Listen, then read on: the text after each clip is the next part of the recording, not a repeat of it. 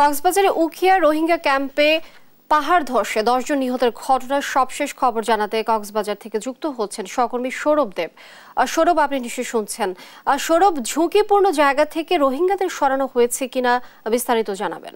হ্যাঁ লিনিয়া, গতকাল আসলে 10 জন নিহতের ঘটনার পরেই যে পাহাড়ের পাদদেশে অধিক ঝুঁকিপূর্ণ যে রোহিঙ্গাদের বাসস্থানগুলো ছিল সেখান থেকে রোহিঙ্গাদেরকে স্থানান্তর করার প্রক্রিয়া আসলে শুরু হয়েছে। শরণার্থী ত্রাণ ও প্রত্যাবাসন কমিশনার মিজানুর রহমান আমাদেরকে জানিয়েছে যে তারা 1,500 আর ঘরকে তারা শনাক্ত করেছেন যেগুলো পাহাড়ের পাদদেশে আসলে অধিক ঝুঁকিপূর্ণ অবস্থায় রয়েছে।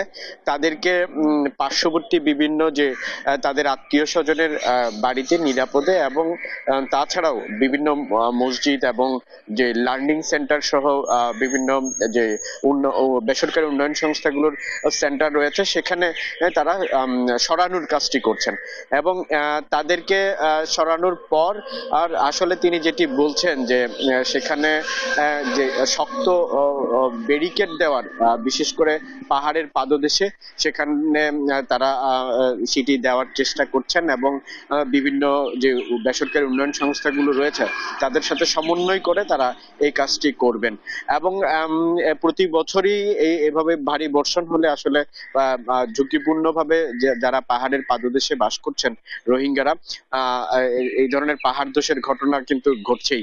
তো সেক্ষেত্রে এই ধরনের ঘটনা যেহেতু কম ঘটে তার জন্যই আসলে তারা এই ব্যবস্থাটুকু নেওয়ার চেষ্টা করছেন বলে জানাচ্ছেন এবং তাছাড়াও রোহিঙ্গারা যেটি দাবি করছেন যে কংক্রিটের দেওয়াল কিংবা শক্ত কোনো কিছু দিয়ে যেন পাহাড়ের পাদদেশের ঘরগুলোকে রক্ষা করার জন্য ব্যবস্থা করা হয়।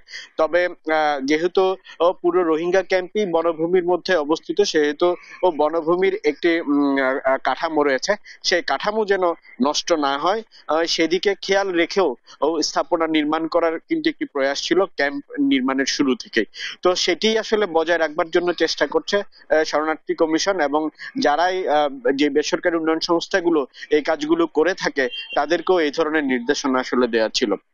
তো সেক্ষেত্রে এখন পর্যন্ত সেখানে বালির বস্তা এবং বাঁশ ও কাঠের বিভিন্ন ব্যবস্থা করে আসলে পাহাড়ের পাদদেশে যারা থাকেন তাদেরকে নিরাপদ করার চেষ্টা এতদিন করা হয়েছিল এবং সেটিকেই পুনরায় পুনর্নির্মাণ করবার যে প্রয়াস সেটি করা হবে বলে জানিয়েছে এবং গতকাল যেই 10 জন নিহত হয়েছে তাদের পরিবারকেও বিভিন্ন উন্নয়ন সংস্থার মাধ্যমে আসলে সহায়তার ব্যবস্থা করা হচ্ছে বলে আমাদেরকে শরণার্থী কমিশন কার্যালয় থেকে জানানো হয়েছে। তো লিনিয়া, কক্সবাজারের উখিয়ার যে 10 রোহিঙ্গা নিহতের ঘটনা আর খবর ছিল সে খবরের আমার কাছে এই ছিল সর্বশেষ। সৌরভ, ধন্যবাদ আপনাকে। দর্শক, কক্সবাজারের উখিয়া রোহিঙ্গা ক্যাম্পে পাহাড় ধসে 10 জন নিহতের ঘটনার সবশেষ খবরাখবর জানাচ্ছিলেন সহকর্মী সৌরভ দেব।